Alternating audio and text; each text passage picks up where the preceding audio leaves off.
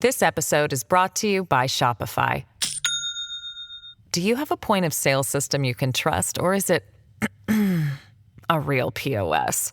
You need Shopify for retail. From accepting payments to managing inventory, Shopify POS has everything you need to sell in person. Go to shopify.com/system, all lowercase, to take your retail business to the next level today. That's shopify.com/system. The movie The Hangover, which turns 15 today, was the biggest movie to come out of Las Vegas maybe ever.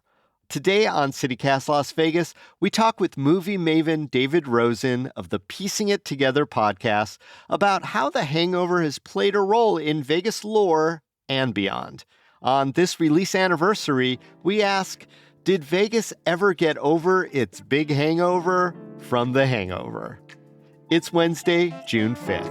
I'm Dayvid Figler, and here's what Las Vegas is talking about.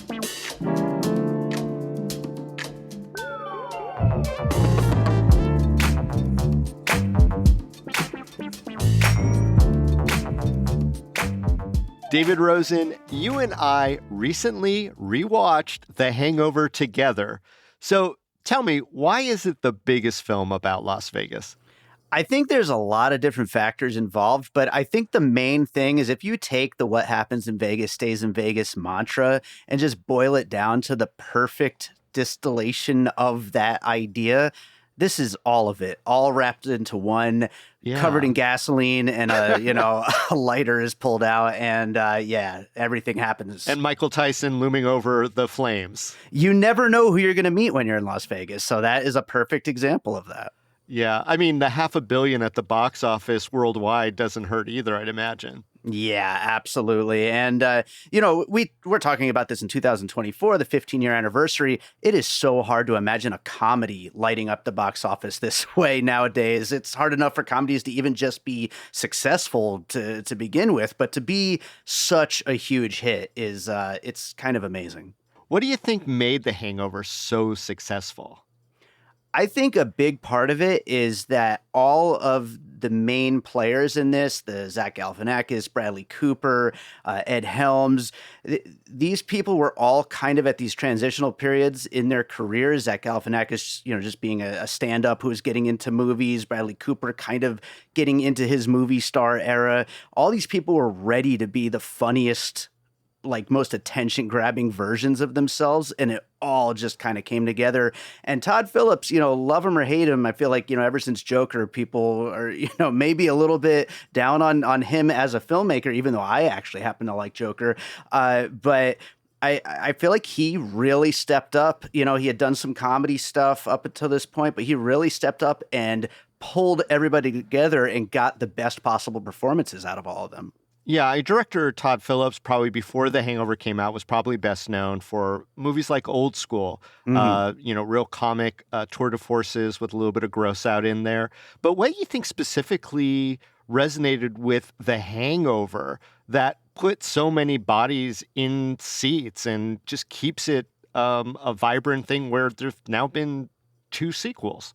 Yeah, I mean, the less we talk about the sequels, the better. But that being said, I think it's just a perfect friend group. And I think everybody kind of sees themselves in this friend group. And these 3 characters are just such perfect archetypes, especially for the Vegas experience. We talked about it a little bit during our watch along, but you see these guys who are coming to Vegas for a bachelor party or maybe, some corporate retreat or something like that. And you always see the cocky leader. You always see the kind of nerdy, but he's still there to party side guy. And then you see the weirdo, like the Zach Galifianakis. And everybody kind of sees themselves in these characters. And I think that's a big part of why it just kind of hit with everyone.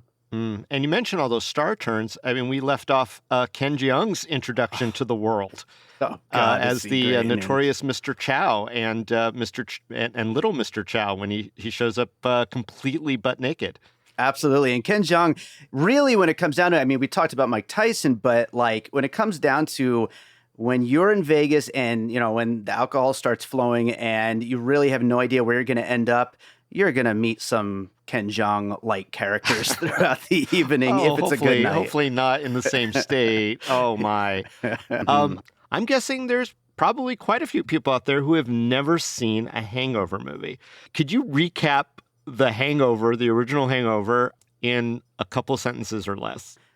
Well, some guys go to Vegas for a bachelor party for their buddy the night before what's to be his wedding.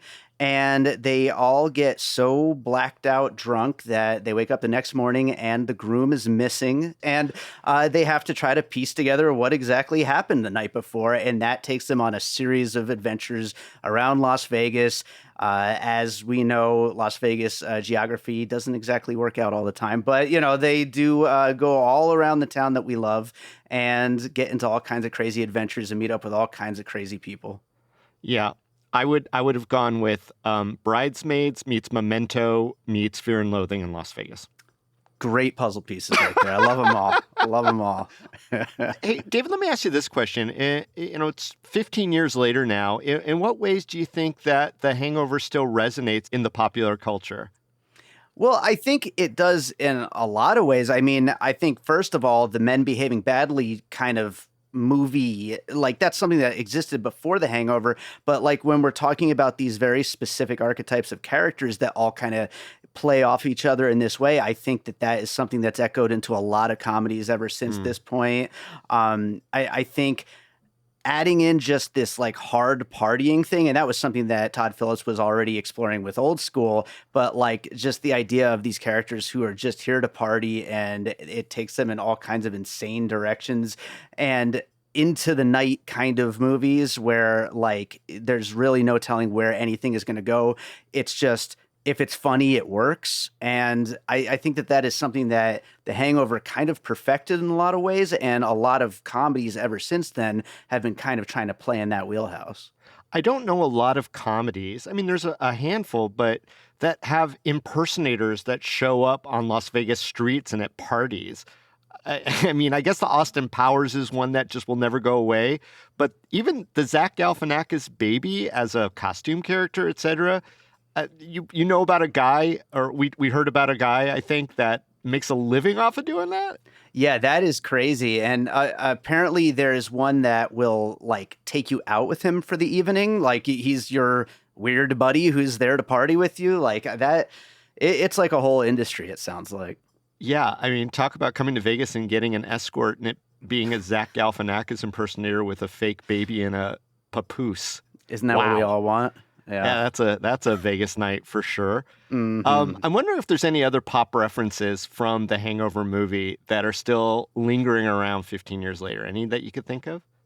I mean, I think, the quotes are, something that are just ever present, and the memes and the GIFs, like all that stuff continues to live on. I would also say, we talk about Mike Tyson as this like crazy celebrity cameo that just kind of, at the time, and we talked about this on the watch-along, that he wasn't really in it at the time. Like he was kind in of a downturn for sure. He was in kind of a has-been. In 2007. Absolutely. And that almost kind of brought him back.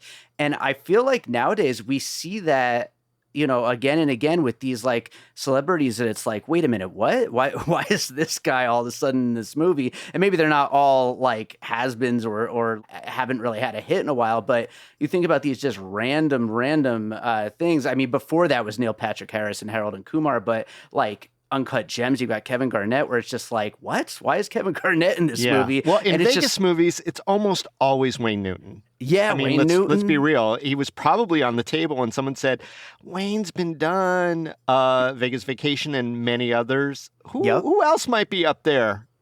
Carrot Top. You got to get Carrot Top in your movie. Well, Carrot Top shows up in the Polaroids at the end, right? That's true. Yeah. He wasn't it. But Tyson definitely has like a speaking role in two different scenes in this movie. You don't usually get a cameo that goes to different locations. That's almost like a featured player in this case. Yeah. But yeah, those memes do linger. I mean, most of them seem to be Zach Galifianakis centered.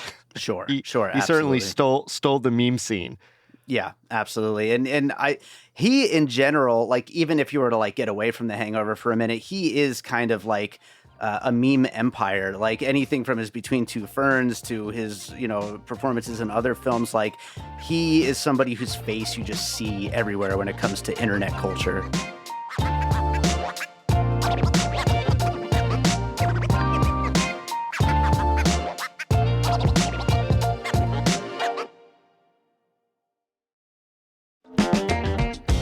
This week, CityCast Las Vegas welcomes a new local sponsor, Global Product Sourcing. They've helped Las Vegas businesses grow for the past 30 years by creating promotional items that connect brands to customers. I love promotional swag. I will take it all.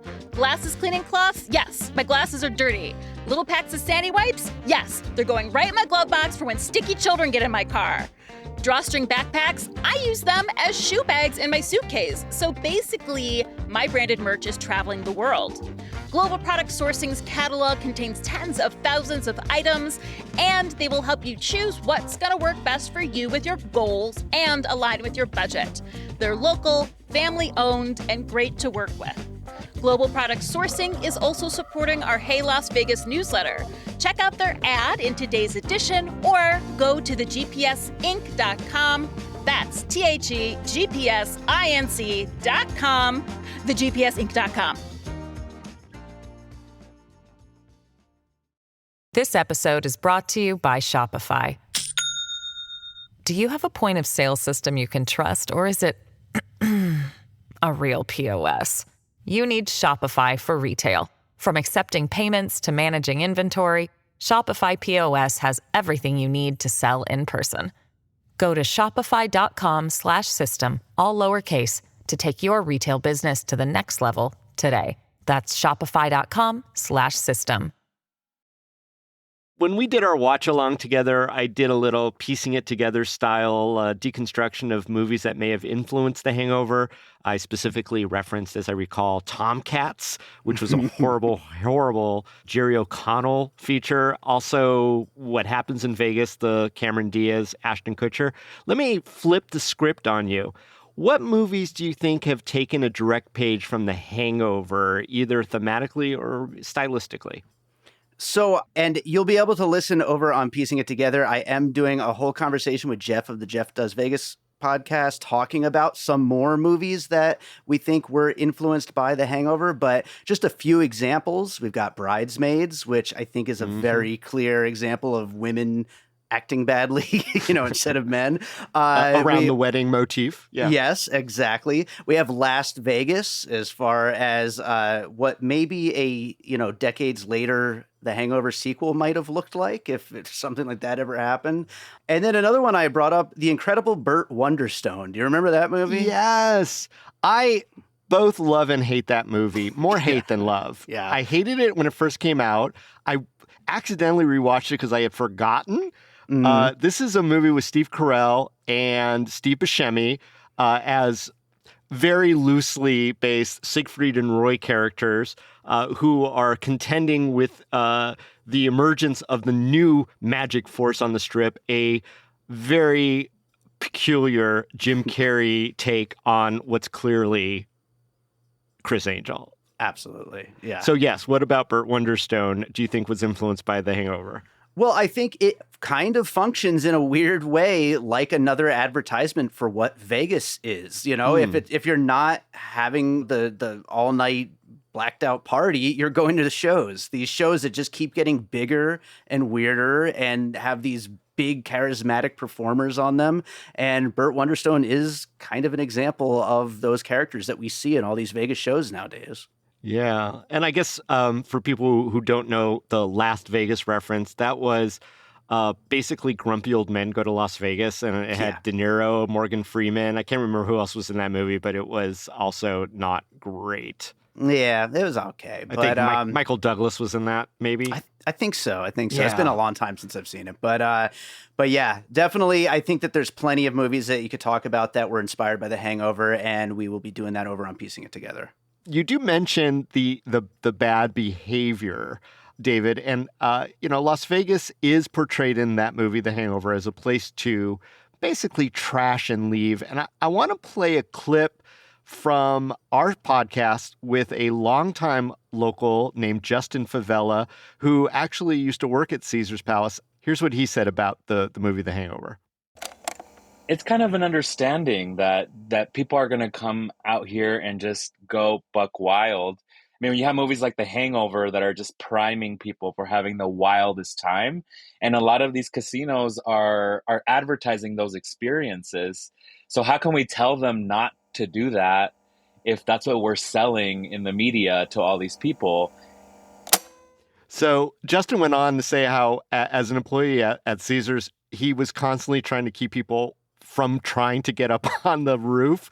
David, was The Hangover maybe bad for Las Vegas? I mean, I think it all comes down to money, and they're probably happy with the advertising that it created, even if the poor employees had to deal with these people. But you know it, anytime you fly to Las Vegas and you see the guys on the plane, like they are just ready to go, you know they're all Hangover fans. You could just tell. I think it used to be swingers, but definitely now it's all Hangover fans, right? Yeah, absolutely. And swingers is like almost a classier version, so it's kind of like maybe that's a little nicer to deal with. Maybe. I mean, I can't imagine that there aren't hospitality workers here in Las Vegas who just like get inundated, not just with like quotes from The Hangover, but just the whole attitude all the time. And my heart goes out to them that they have to put up with that nonsense. Absolutely, absolutely. So what were your favorite parts of the movie The Hangover, David?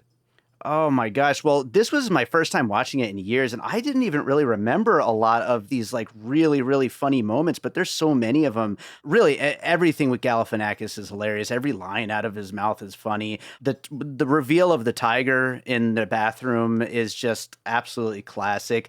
But then like you get away from like the three guys. And... Oh, wait, I should say really quickly, David, I don't want to interrupt you, but spoiler alert, if you've never seen the movie Hangover and you intend to see it, it's been 15 years, but David's got some more reveals. Okay, go ahead. What are some of the favorite parts? Yeah, absolutely. Getting away from the three guys, you've got Ed Helms' wife, played by Rachel Harris, who is just so funny. She is just so droll and horrible and funny. Oh my God. She treated him so poorly. And she never broke, especially that last scene that she had at the end of the movie with Zach Galifianakis. And he more or less asks her out as she's just sort of like, go F yourself. Yeah, her face is just perfect in that moment. So many funny things there. And then you mentioned him already, but Ken Jeong, I feel like he's an acquired taste at times in movies, but he's so funny here. All right. Well, we're celebrating the 15-year anniversary of the release of this film. I know Caesar's Palace is probably very happy. Their gift shop sells lots of Hangover merch. Oh, it does. It's a moneymaker for so many different people, buskers, bad buskers on the street. But our friends over at casino.org are actually sponsoring a contest open through June 30th. They are... and this isn't a paid promotion. We're just really happy that they're doing it. They're basically giving away a couple of nights at the notorious Hangover Suite at Caesar's Palace, which apparently is kept in the same condition all these years. So let me ask you this. If somebody won this contest, to what degree do you think that a tourist, or even a local for that matter, could reconstruct a hangover-based evening without getting arrested? Wow, that is a tough one. Yeah, I mean, the world has changed quite a bit since 2009, and I don't know who wants to get that loaded and go out at this point. I mean, they roofied themselves by accident, more or less. Yeah, more or less absolutely. Accident. Yeah. Absolutely. It's a different time, and we can all look back at it and laugh. But I feel like anybody who takes them up on the try to recreate an evening like this offer, they're asking for trouble. Well, I mean, you could certainly try to hang out with Carrot Top. You could certainly meet a dancer and go get married right away. Yeah. Those are nice. Legal activities. Yeah, those are nice. Those sound like fun. And it probably wouldn't be hard to do a tour of some of the sites of The Hangover. Interestingly, a lot of them still remain. I mean, maybe there's a hangover charm that places that they visited have not been imploded. Yeah, no, absolutely. You pointed out during the watch along that you could see the fountain blue being constructed in the background of some shots. That's so crazy how long ago that was. But everything has changed a lot since this movie. Even the sights and downtown, the way that it looks. And I mean, that was 2009. That was like when I was actually hanging out downtown, to date myself. But it was certainly a blast from the past seeing it how it used to look. And I was surprised that there were even some shots down on Fremont Street. I mean, it was smack dab in front of Atomic Liquors before Atomic Liquors went through their renovation, before they became a hipster place and it was more of a, are we gonna get into a fight here place? Yeah, absolutely. I saw Ferguson's in there too, which has become quite the hot place lately. Yeah, it was just a motel at the time. So yeah, I mean, if you are the winner of the casino.org contest, you could probably go have a little bit of fun. Any last thoughts about the Hangover's impact in our world on the 15th anniversary, David Rosen? I think, especially on its Vegas impact, I mean, I do think it's something we're going to just continue to see because even as the world has changed quite a bit since then, everybody still loves partying in Las Vegas. And so it is kind of the advertisement. This movie is, it's like an advertorial of what Las Vegas could be at its most debaucherous. And that is fun to watch, even if, we maybe age out of doing anything like that. David Rosen of Piecing It Together podcast. Thanks so much for joining us as we celebrate the 15th anniversary of The Hangover. Thank you so much for having me.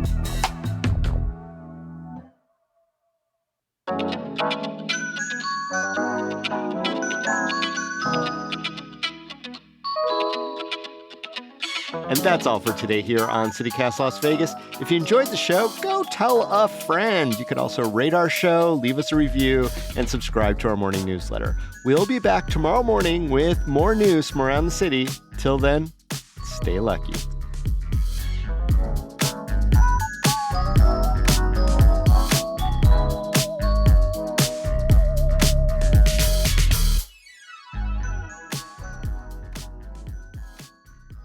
Toodaloo, mother effers. That was the Ken Jeong best line there.